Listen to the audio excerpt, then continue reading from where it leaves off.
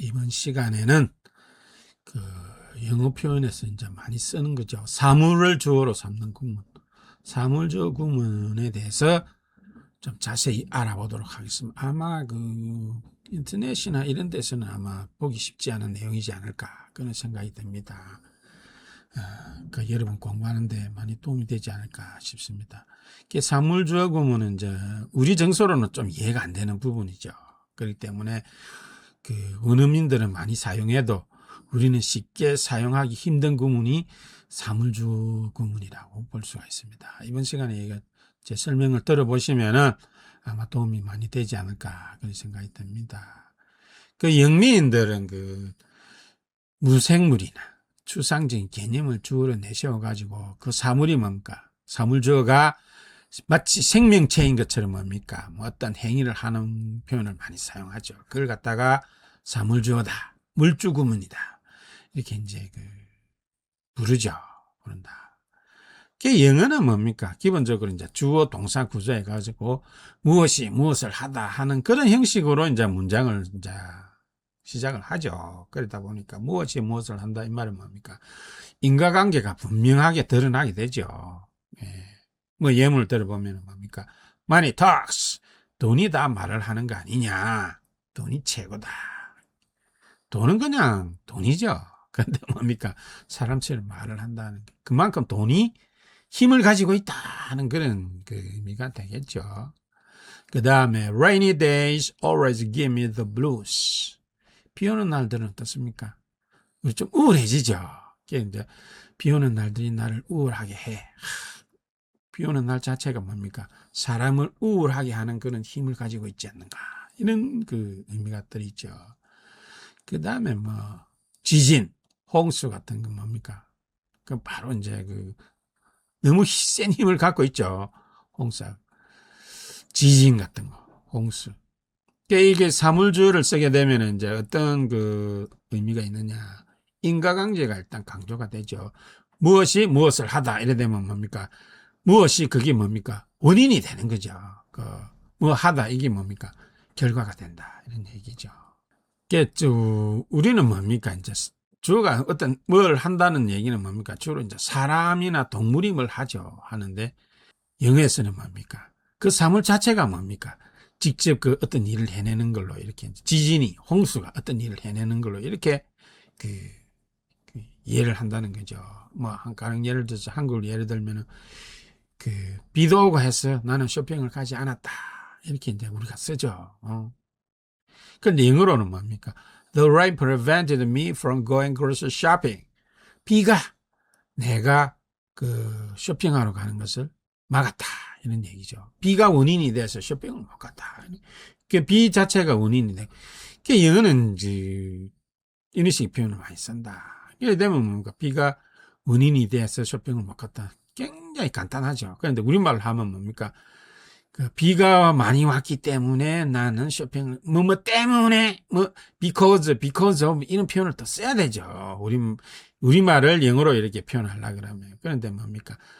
사물주어를 탁 하나 the rain 놓게 되면 뭡니까? 뭐 하다. 비가 뭐 했다. 이런 식으로 해버리면 표현 자체 굉장히 간결하죠. 간결하고 또 비 자체가 원인이 돼서 내가 쇼핑을 못 가게 됐다 하는 경우 인과관계가 너무나 명백하게 이렇게 보여준다. 인과관계를 강조하는 그런 특징이 있다. 볼 수가 있습니다. 밑에 있는 문장도 마찬가지고. 그 다음에 사물주어 구문은 뭡니까? 물리적인 힘과 능력을 주위에 이제 부여를 하는 거죠. 원래는 그런 동양적 사고방식에서는 뭡니까? 그런 힘이 없는데, 영어에서는 뭡니까? 겉으로 보면 뭡니까? 태풍이나 지진 가차자가 이제 힘을 가진 것처럼 이렇게 느껴지죠. 그렇기 때문에 뭡니까? 사물이 마치 어떤 의지를 가진 행위자, 어마어마한 또 힘을 가진 것처럼 이렇게 이제 동사를 지휘하게 된다. 그런 얘기죠. 주로 이제 물리적인 힘을 가진 주로 이제 사건, 대형 사건들이 있죠. 그 다음에 자연현상, 그 다음에 큰 사물, 그런 게 있죠.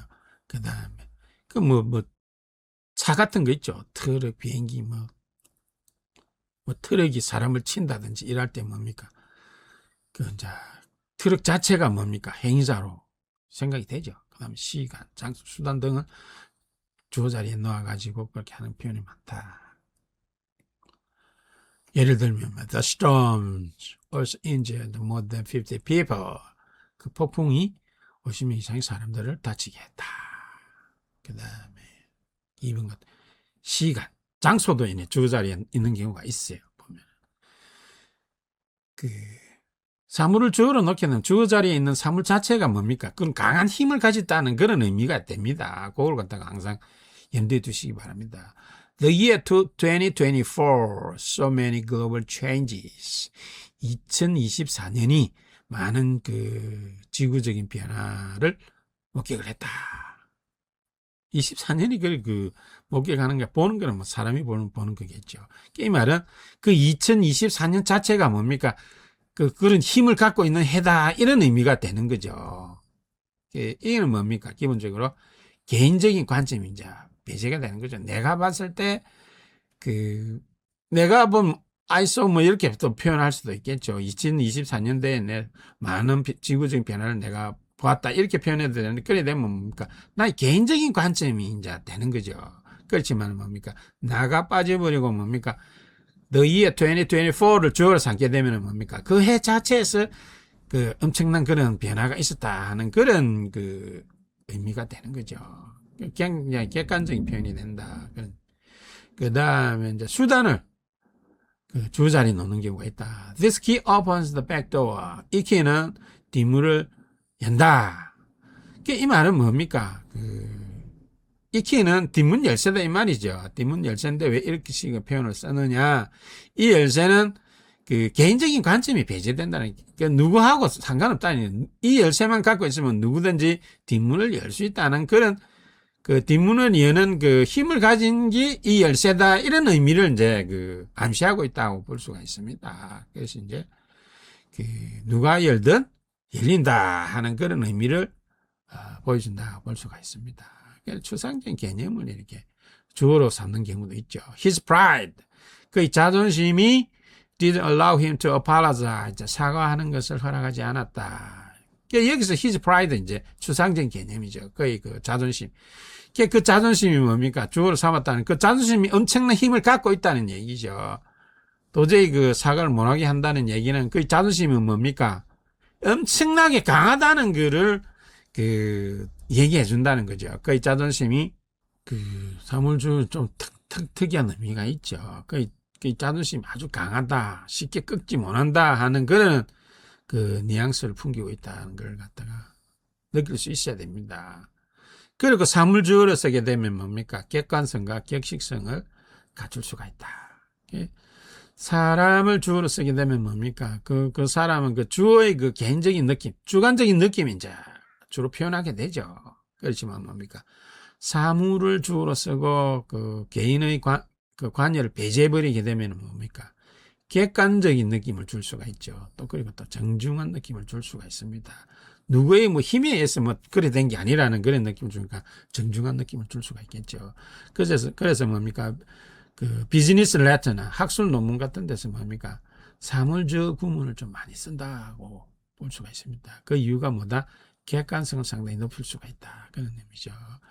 우리말로 뭐, 내가 이 보고서를 읽어보니 당신의 계획이 좋다는 걸 알겠다. 이러면 뭡니까? 나의 개인적인, 주관적인 판단을 이제 표현하게 되는 거죠. 이렇게 표현하게 되면. 근데 영어에서 뭡니까? 나를 배제해버리고 뭡니까? 이렇게 딱 표현해.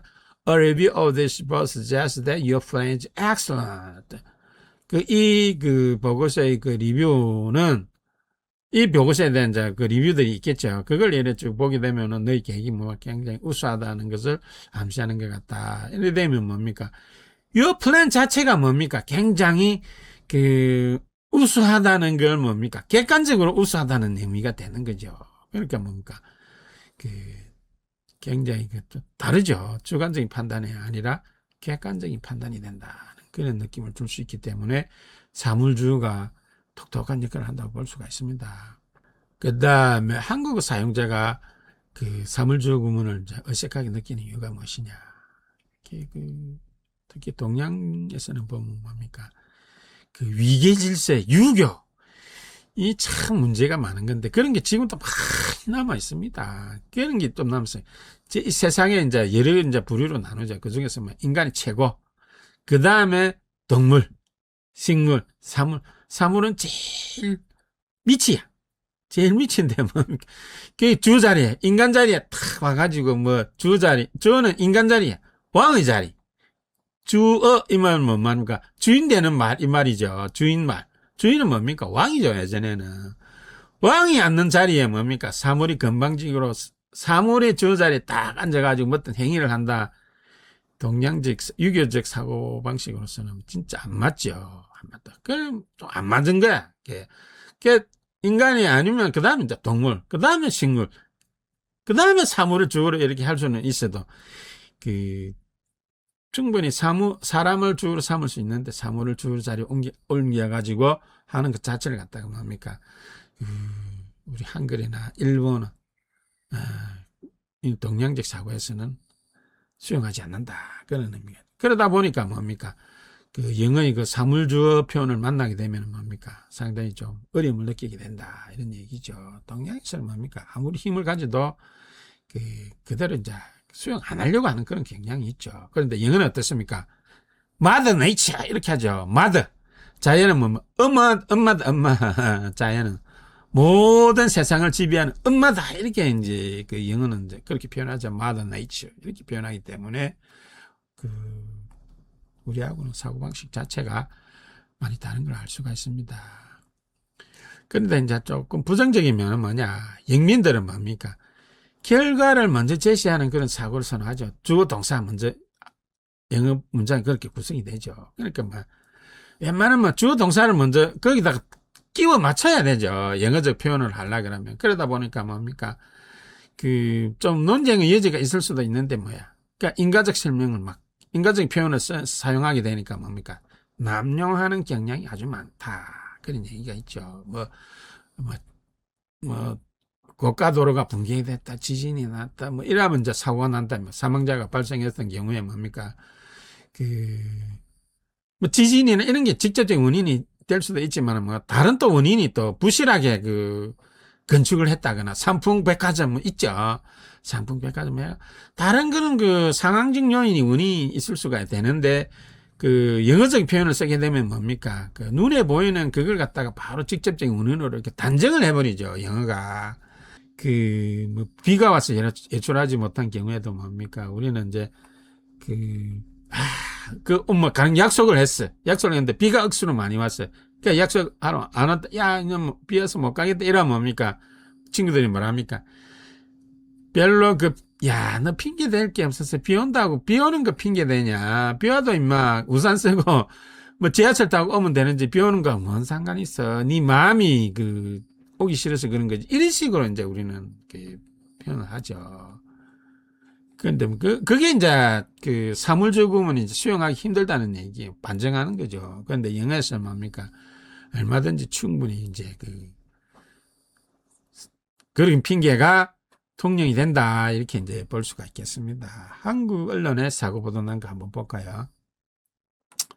얼마 전에 서울 서소문 고가도로 철가다가 사고가 났죠. 붕괴 사고 나가지고 몇 명이 이제 숨지고 했는데, 조선일보에 어떻게 하느냐. 서울 한국반 서소문 고가철거 중 붕괴 3명 숨지고 4명 부상했다. 이렇게 나오는데, 꼭 이게 이제 직접적인 원인이 됐다고 볼 수는 없죠. 이 문장 자체에서는 보면은. 다음 문장 자세히 설명한 것도 마찬가지죠. 철거공사 현장에서 붕괴 사고가 발생해 3명이 숨지고 3명이 다쳤다. 이래놨는데, 이게 이제 사고가 직접적인 원인이 돼서 이 사람들 죽고 다치겠다 하는 그런 뉘앙스로 표현은 안 하죠. 붕괴 사고가 있었는데 사람이 6명 죽었구나. 이렇게 직접적인 원인이 다 이렇게 단정은 안 한다는 얘기죠. 이게 이제 우리나라식 사고다. 이런 얘기죠. 코리아 타임즈 있죠. 코리아 타임즈에 이제 이 사고를 어떻게 보도했냐 할 때도 마찬가지입니다. A collapse at an overpass, 고가도로죠. demolition site. 철거 현장에서 collapse, 붕괴 사고가 있어가지고 세 명이 죽게 되었다 이런 얘기죠. left, live, left 뭐뭐 하게 되다 이런 의미가 되게 세 명이 죽고 세 명이 또 부상당한 상태가 되었다 이런 얘기지. 이게 직접적인 killed가 아니죠. 영어 같으면 뭡니까 이제 killed라는 표현을 썼는데 쓰지 않았다. 영어권 사건 보도를 볼까? 영어권에서는 그럼 어떻게 표현하느냐? 헤드라인만 제가 갖고 왔는데 A gas explosion, 가스 폭발 사고로 killed, 죽였다. dozens, 수십 명의 사람들을 죽였다. 이게 이제 직접적인 가스 폭발이 직접적인 원인이 돼서 수십 명을 죽였다 하는 그런 표현이 되는 거죠. 뉴욕타임즈에 이렇게 이제 표현을 했다 이런 얘기죠. Heavy rain and fresh floods, 집중호우, 그다음에 갑작스러운 홍수가 killed, 죽였다. 22명을 이상 죽였다. 이렇게 이제 뉴욕타임즈에 이렇게 보도한다 이런 얘기죠. 사건 보도에서는 기본적으로 이렇게 사물주어 구문을 씁니다. 이래 되면 뭡니까? 사고가 엄청난구나, 대단하구나 하는 그런 느낌이 독자들을 받게 되겠죠. 그 다음에 에볼라 아웃브레이크. 아프리카에서 이제 에볼라 발생했죠. 그게 affected, 영향을 줬다. 이런 얘기 할 때 이제 행위자가 되는 거죠. 에볼라 아웃브레이크. 발발이 행위자가 돼서 이렇게 한다. 그만큼 뭡니까? 직접적인 원인이 됐다 이런 얘기죠. 직접 원인이 됐다. outbreak, cause, 일으켰다. 사망을 일으켰다. 이런 얘기가 되는 거죠. 그 다음에 뉴스 같은 것도 뭡니까? 지난주에 뉴스가 sent academics and the public into a panic. 패닉이 빠뜨렸다. 이런 얘기죠. 지식인들, academics and the public. 대중들을 공황 상태에 빠지면 공포감이 했던 뉴스가 대단했다는 얘기죠. 뭐냐. Scientists had cloned a ship. 양을 복제했다는 소식. 돌리. 예전에 그런 뉴스가 있었죠. 양을 복제를 해서 영국에서. 그래가지고 뭡니까? 야, 사람 또 복제하는 거 아니냐 해가지고 전 세계를 쇼킹에 빠뜨린 그런 뉴스가 있었죠. 그러니까 사람들 공포에 빠지게 되었다. 뉴스 자체가 그만큼 강력한 뉴스였다. 이런 의미가 이제 되는 거죠. 이게 그런 사물주의일 때 뭡니까? 주어 자체가 뭡니까? 강한 힘을 갖고 있다는 걸 이제 느낄 수가 있어야 됩니다. 거기 사물주의를 쓴 이유가 바로 그런 거네. 그런 효과를 노리고 사물주의를 썼다는 걸 이제 알아야 됩니다. 오늘 사물주의에 대해서 제가 쭉 아마 이렇게 자세하게 설명해 주는 그런 걸 아마 여러분들 아마 보지 못했을 것 같습니다. 아마 사물주의에 대해서 이 정도만 알고 계셔도 충분하지 않을까 그런 생각이 듭니다. 네, 오늘 영상이 여러분한테 도움이 되셨다면 구독과 좋아요를 꼭 좀 눌러주시기 바랍니다. 좀 주변에도 이렇게 좀 전파도 좀 해주시고 부탁드리겠습니다. 네, 시청해 주셔서 감사합니다.